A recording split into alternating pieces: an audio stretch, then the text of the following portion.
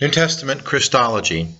This lecture is an introduction to the subject of New Testament Christology.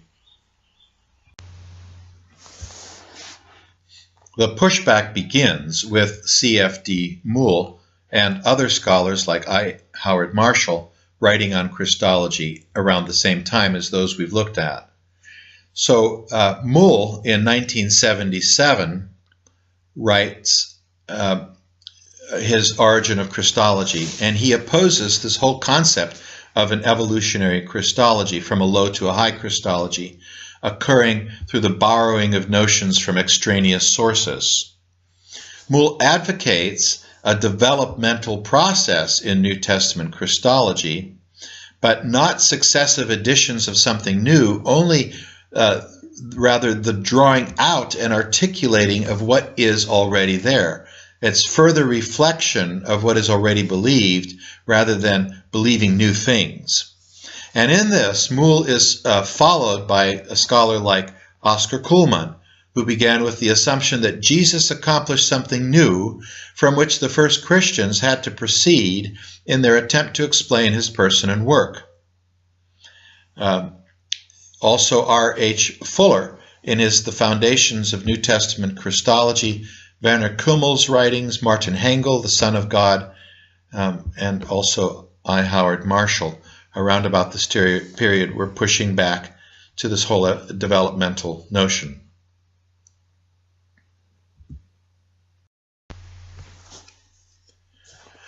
A British evangelical scholar, Richard or Dick France, has also written in support of Charlie Moule's argument. And notice that when, in the same year that Moule's book, pushing back against this evolutionary idea of Christology, the same year that came out, there was another book edited by John Hick called The Myth of God Incarnate, which was a symposium arguing strongly in favor of this developmental notion of Christology. So in this time period, the debate is full-blown. Now let's look at a few of the points that Dick France made in this article, Development in New Testament Christology. First of all, with regard to the title Christos. The title Christos itself is far more evident in the post-Easter preaching of the Church and in subsequent Christian writing than it seems likely to have been during Jesus' ministry. So we can say that France is affirming the fact that we have some shifting in Christology, but he's going to be very critical of it being evolutionary. Let's read on. It emerges apparently as a newly established theme in Christian preaching as a result of the resurrection. Acts 2:36, for example. And the title about which Jesus' own attitude seems to have been at least ambivalent now becomes central to what his followers have to say about him. But, says France, but this is not a matter of foisting onto Jesus after his death a role which he himself would have repudiated, as the evolutionary approach would insist, but of expressing openly and unequivocally a perception which had been implicit in Jesus' own presentation of his mission, but which it would have been premature and politically undesirable to express in such terms while he was still on earth. I might add here that also in the 1990s we have N.T. Wright's book, Jesus and the Victory of God. And one of the things Wright argues in there is that Jesus is indeed telling the narrative of Israel, which includes the coming of the Messiah, and he's applying that to himself, but he's telling the narrative in a subversive and shocking manner for the expectations of Judaism.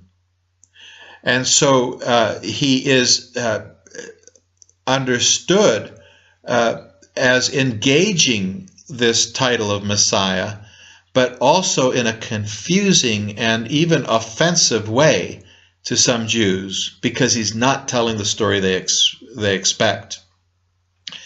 The Messiah dying on a cross, goodness me, where did that come from, for example? And so this relates to what Dick France is saying, that there has to be some qualification around a title like Christos, because people have certain expectations of what that means that need correction, or that the resurrection needs to take place to help clarify what this means.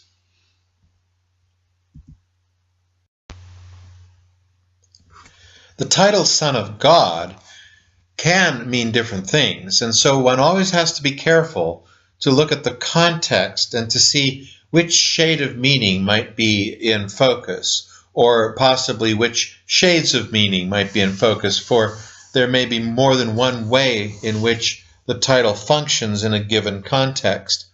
Son of God can, as Richard Longnecker has pointed out, be equivalent to the title Messiah. But that does not exhaust its potential meaning. Son of God may also be used in regard to one who has a special relationship to God, or in other contexts, to the gods. And so we see that in Judaism, Israel might be called God's son, but also in the pagan context, you have the Emperor Augustus, for example, being called a son of God because the father who had adopted him, Julius Caesar, had been divinized by the Roman Senate. And so there could be connotations both within Judaism and within the general Roman world of someone with a very special relationship to God or the gods when this title is invoked. Of particular importance, though, is the use of the language of Son and Son of God with reference to exaltation, one who is in an exalted state. Now, John A.T. Robinson had some unique ideas, they might be right, about dating John's Gospel early rather than right at the end of the first century. He argued that John is closest to the source in its presentation of who Jesus was. And it's in John's Gospel that this special relationship of the Son to the Father is especially to be found. Not only to be found there, but especially it's in pronounced form in John's Gospel. We might also note that when we talk about that material that Matthew and Luke share in common, that material designated Q, we're talking about material that predates the writing of Matthew and Luke. And often people have suggested that Q is very early material, although I would caution not to think of Q as a single document and therefore not having a single date. Nevertheless, in this material in common between Matthew and Luke, this Q material, we find no one knows the Son except the Father, and no one knows the Father except the Son. Matthew 11:27 and Luke 10:22. Now that statement is a powerful statement of a special and unique relationship between the Father, God, and the Son, an exalted relationship. Thirdly, in the baptism and the transfiguration of Jesus, a special relationship and an exalted status of Jesus is clear. Fourthly, in Jesus calling God Abba, we see a special relationship as well. Abba is the Aramaic word for father. It's a term that is of a special both respect and endearment, like we might understand more easily with a word like papa in Italian, but also used in English. And so in the Garden of Gethsemane, Jesus prays to his Father using the title Abba in Mark 14, verse 36. Fifthly, the Father and Son appear in the parable of the wicked tenants in a way that shows, again, a unique relationship. And Jesus is clearly the Son in that parable. The prophets are sent, but then the Son is sent. So the Son has a status closer to the Father than the prophets had. Sixth, the high priest at Jesus' trial asks if Jesus is the Son of the Blessed, Mark 14, verse 61. Seventh, Jesus puts himself above the angels in saying that not even the Son knows the hour. The angels don't know, but not even the Son, Mark 13:32. Now, there's further evidence of Jesus occupying an exalted status in related ideas that aren't just seen in terms of titles in the Gospels. So we see Jesus' authority in teaching, in his making disciples who lead all to follow him, in his miracles, even over nature and demons. He seems to be blaspheming to people because he offers them forgiveness of sins. And he acts like divine wisdom itself in offering his easy yoke, a passage that seems to reflect Sirach 51:23-27, which is said of wisdom. And so here then we see in various ways Jesus the Son being presented as someone with exalted status above other people with high status, or other creatures like angels.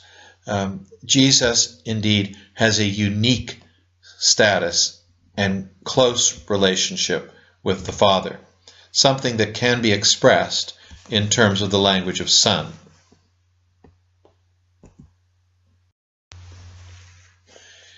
Jesus' words, furthermore, are said to have eternal validity. Mark 13:31, perhaps reflecting Isaiah 48, verse 8. And then fourthly, Jesus determines people's final destiny by the relationship that they have with him. Matthew 7:21-23. And he's the final judge and king in the kingdom. Matthew 10:40 and Luke 10:16. He even uses Old Testament passages that refer to God of himself to seek and save the lost. We read in Luke 19:10, which echoes Ezekiel 34, especially verses 16 and 22.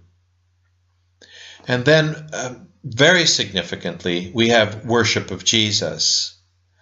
He defends the children's praise of him in the temple, Matthew 21:16, with reference to a quote from Psalm 8, verse 2. So Jesus does not suppress worship of him in the temple. Seventh, other texts indicate Jesus' significance and uniqueness and exalted status. Jesus is the stone of stumbling that we read about in Isaiah 8:14 and 15. He says John the Baptist was Elijah who prefigured God's coming to judge. And if John the Baptist then has the exalted status of that great prophet Elijah, then who is Jesus? Jesus is indeed judge. And in parables, Jesus takes on Old Testament images that God had, and the three suggested here by France are shepherd, bridegroom, and sower, although I must admit I'm not sure we should see Jesus as the sower in the parable of the sower so much as those who go out to proclaim the message of the kingdom. Jesus and the disciples all fulfill that role. Furthermore, Jesus' use of Son of Man, of himself, is frequent in the Synoptic Gospels. It's also to be found in John's Gospel. And nobody identifies Jesus as a Son of Man. Rather, it is Jesus' title for himself. And it reflects that vision in Daniel 7 when the Ancient of Days gives authority to one like a Son of Man. Daniel 7 verse 13. And so here is one who has authority to come and bring judgment on the earth. Authority received directly from God. And so as Jesus calls himself Son of Man, the element of that refers to divine authority is very close to the exalted status that the title Son of God suggests. And this is an argument that we see, for example, in Sion Kim's work about the Son of Man as Son of God. Now, I might make a reference here to Jimmy Dunn, J.D.G. Dunn's Jesus and the Spirit book.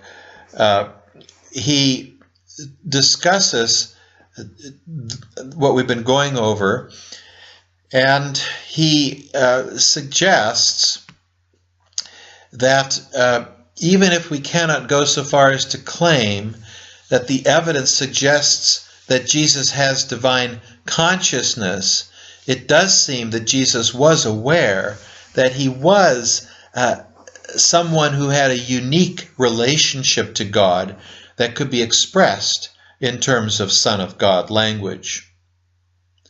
Now, I think that that's too cautious. I would say rather that we might think that we should start with Jesus having a divine self-consciousness and exalted status. That should be our starting point, rather than say, well, maybe we can suggest that. Should we not be asking how Jesus could not have had a divine consciousness with all these examples of his exalted relationship with the Father?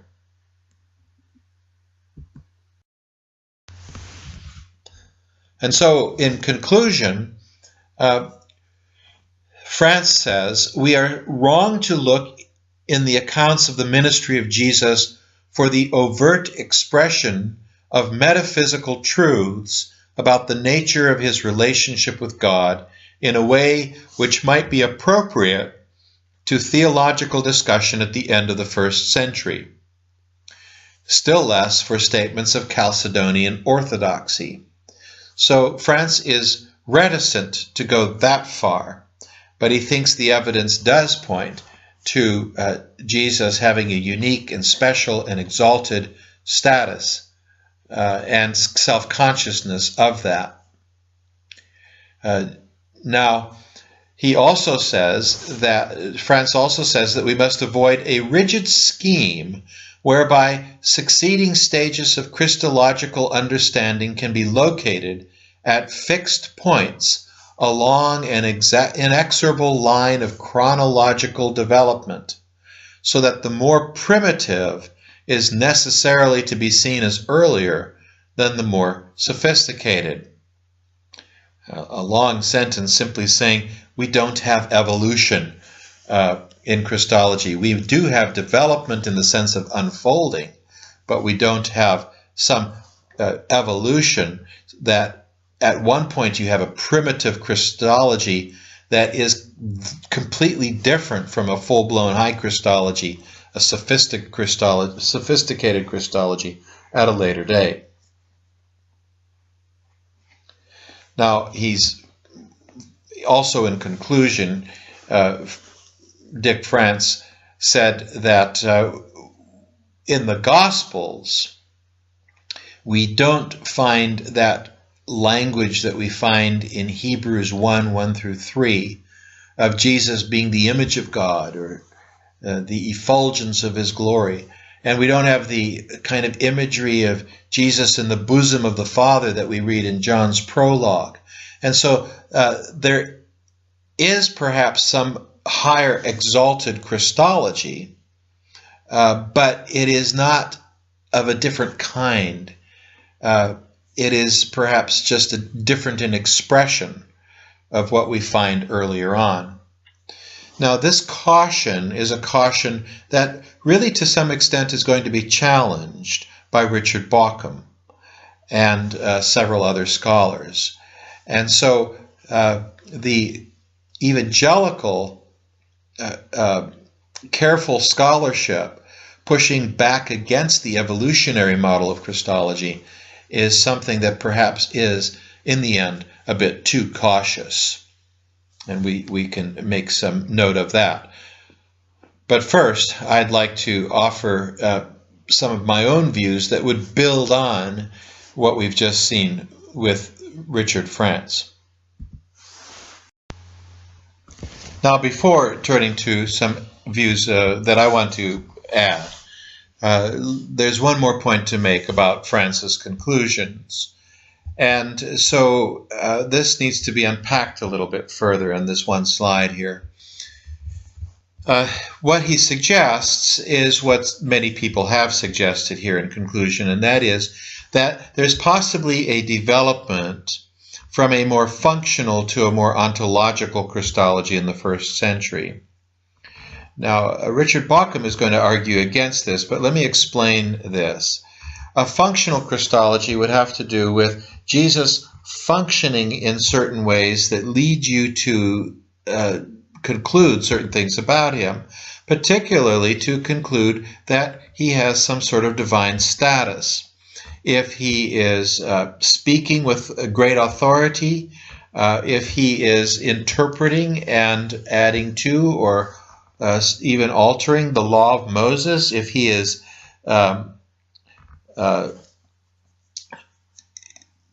forgiving people their sins, if he is working incredible miracles and casting out demons, then all of that would be a way of talking about a functional Christology. Now, an ontological Christology is a Christology that has to do with speculating on the being of Jesus. How could Jesus be divine if we believe in one God and not two or three gods? And so that question of ontological status is a question that the early church takes on, but in subsequent centuries, leading to some great formulations around this in the 4th century. The suggestion then is that we don't have that kind of ontological full-blown Christology in the 1st century, but we do have a development from a functional to some thinking ontologically in the early church. But what France suggests over against that schema is that it may be better to see early Christian Christological development through early Christian worship. And what I'd like to do is to read a long sentence that I've broken up into these points that you can see on the slide, and then we can come back and look at the points once we've just read through this one sentence. Point number 1. France says, those who at a very early date after the resurrection were calling on the name of the Lord Jesus Christ, a practice reflected in the early Aramaic prayer Maranatha, who in what is probably a pre-Pauline hymn had already come to revere him as the, quote, Lord, unquote, to whom is due the worship exclusively reserved for God. Philippians 2:9-11. And were in their worship giving expression to a conviction about the nature of Jesus which may not yet have come to formal Christological expression, but which must inevitably lead them in that direction. Now, the first 3 points here in what I've just read are points related to early Christian worship. The language in 1 Corinthians 1:2 is language of worship, calling on the name of our Lord Jesus Christ. Remember, 1 Corinthians is written about AD 53 or so. A practice reflecting the prayer in Aramaic, Maranatha, is also an act of worship. 1 Corinthians, again, chapter 16, verse 22. Remember, Maranatha is used in the end of the book of Revelation as well, but the point here is it's early on, when we already have the letter of 1 Corinthians, that you find this prayer. And then many have suggested that Philippians 2, 6 through 11 is a hymn that Paul is quoting and perhaps expanding on. And France is suggesting this too. I'm not so sure. I think I might agree with Bauckham, who doesn't see this as a hymn. But nevertheless, this is a Pauline book. And here in verses 9 through 11 of Philippians 2, there is an echo of the great passage against idolatry in Isaiah 45. And the language of every knee bowing and every tongue confessing that not these idols, but God is Lord, is language that is now applied in Philippians 2, 9 through 11 to Jesus. And so this is an amazing claim in the early church. And if it's a pre-Pauline hymn, it just pushes this back earlier than when Philippians was written. And so others have also talked about the importance of early Christian worship as early proof that Jesus was seen as divine. And we will see that more especially when we look at Richard Bauckham's work. France also says that Christology, quote, Christology then arose out of the attempt to give appropriate expression to what they, the early Christians, had already come to know to be true in their experience.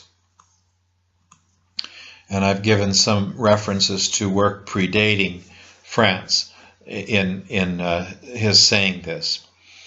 And then thirdly, France says, in conclusion, if it is true that worship precedes and gave rise to theology rather than vice versa, the origin of that experience which is expressed in worship lies much further back than the supposed influence of non-Christian cults on Christian thought in the context of the Gentile mission.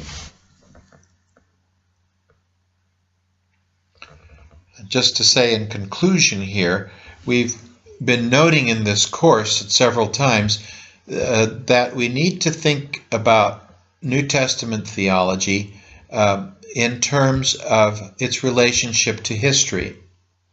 And one aspect of that is to ask, how does what the church says about Jesus relate to the actual historical Jesus? But another question of history for New Testament theology is, was there development within the early church as we move from early to late dates, even just within the first century? And so here we've been occupying quite a bit of time looking at these kinds of suggestions, and particularly the challenge in New Testament Christology to say that the church really develops these ideas from influence from non-Christian religion rather than from who Jesus was, the historical Jesus, and that it is something consistent with the Christian teaching itself and not something coming from outside pagan influence. And this is a very important argument then in New Testament Christology. Where Bauckham is going to be so strong is to show that early Christian Christology is rooted in a Jewish monotheism itself, and it's rooted in the Old Testament as well. And that's why he's so important in our considering this issue of Christology in New Testament theology. Now, some of my views to add to this, we must note the significance of assumptions about an evolutionary historical method. There are indeed evolutionary assumptions, as we've seen in Hahn and Dunn. They begin with an evolutionary model, they assume it, and then, given different authors writing ad hoc documents using different ideas, they fit the material into their evolutionary scheme. Now, one must admit that in theory this is not impossible, but it rather begs the question whether the same data might not be fit into some other external scheme. This happens regularly in theological use of Scripture rather than interpretations that are trying to express what is seen in the texts themselves. Secondly, we need to talk about clear and sufficient data. It also begs, this evolutionary view also begs the question whether or not another earlier author might have held a certain Christology, but simply did not express it the same way, or even perhaps even mention it, because what that author was doing was writing an ad hoc document to a specific situation. That is, evolutionary theories work better if one is dealing with a single author or many writers writing directly on the single matter in question. But we don't have that kind of data. And without such clear and sufficient data, the theories remain highly tenuous.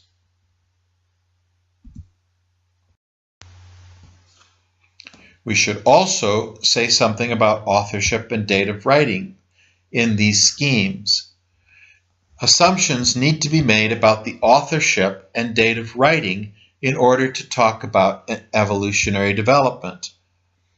And so we need to ask whether scholarship that doubts certain books are written by Paul, or that has some strange idea about a date of a text, are actually correct. Is Ephesians so different from undisputed Pauline epistles as to be considered from a different later author than Paul?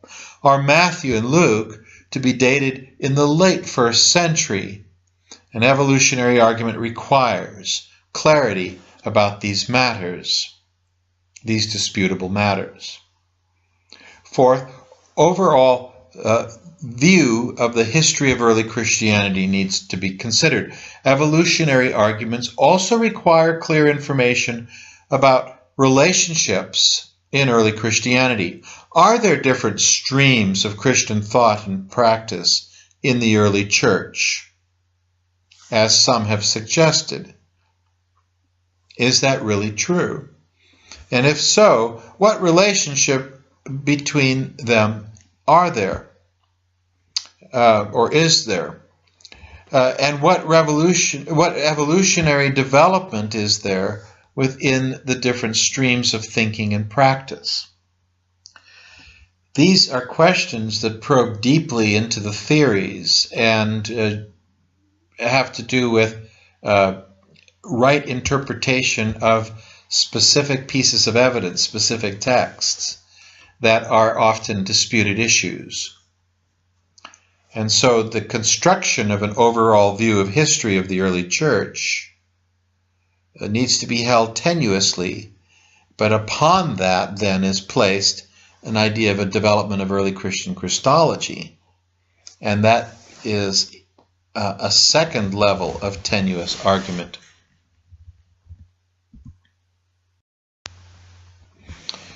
So alternatively, one might begin with a non-evolutionary developmental model, something like what we've seen in Dick Francis' work. Evolutionary schemes of Christology have to do with Jesus' identity, but any development in the New Testament has to do with the revelation and recognition of Jesus' identity. Also, no biblical author maintains that any further revelation about Jesus' identity took place after the resurrection. That's rather claimed by contemporary scholars, not something we find in the biblical authors. No author says, and now I'm going to reveal to you something that the church hasn't known before, a new deep secret. Either we must conclude, as William Vrede did at the beginning of the 20th century, in his book, The Messianic Secret, that the New Testament writers increasingly obscured evolutionary development, or that the records are actually more accurate than the theories are claiming. Moreover, if we assume, for argument's sake, that Jesus was what the supposed later high Christologies claimed, then we must ask not about the evolution of ideas, but rather the recognition of the truth that is held to be there all along.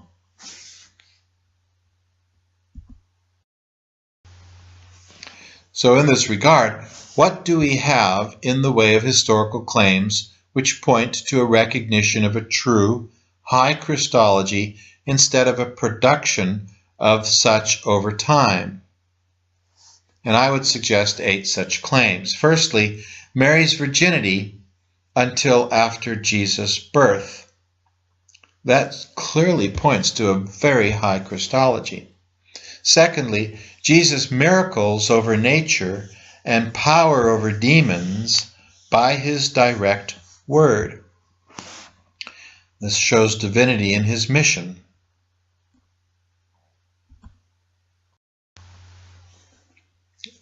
Mark chapter 4, Jesus calms the storm.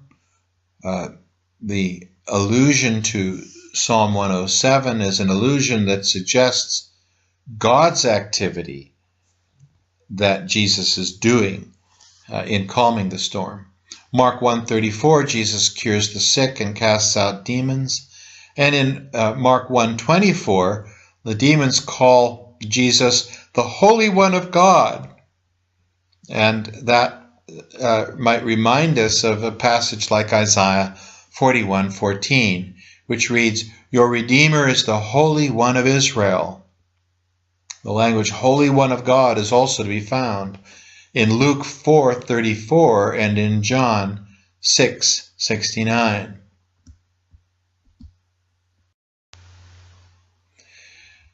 A third point is that Jesus forgave sins, Mark 2:5.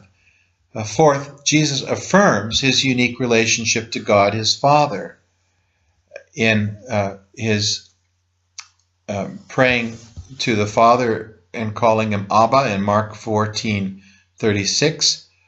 And note further the Son of God title at Jesus' baptism and transfiguration. We've looked at these points earlier.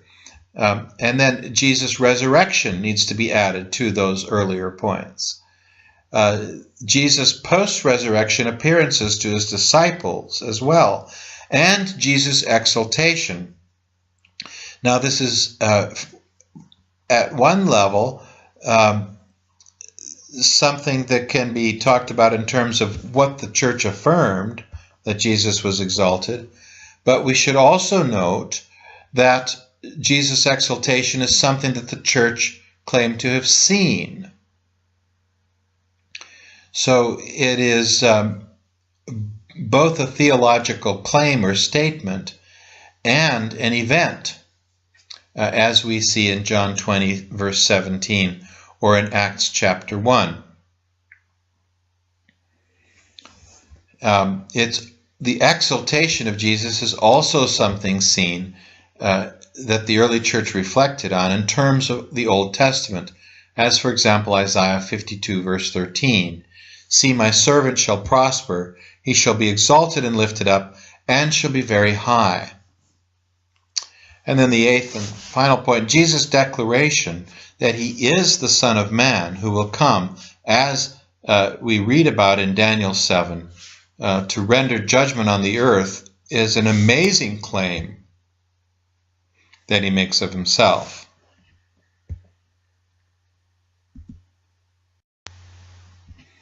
Now, if these 8 points are true, historically and theologically, then we have remarkably strong evidence from Jesus' life, and no later than days after his death, resurrection, appearances to the disciples, and exaltation, that point disciples beyond messianic identity for Jesus to something much more, which might be explored with various Old Testament language and Old Testament texts available to them.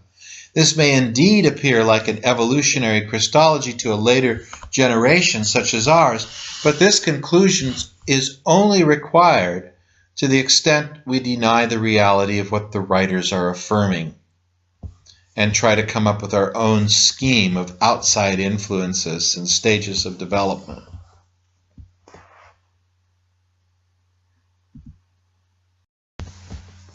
My fifth point would be that not only is the evidence that has been presented strong for an early high Christology in France, but also that we can see in Bauckham some further argument that is very powerful, and that then leads us both to the reading of his book, but also perhaps to some introductory points in the remainder of this lecture.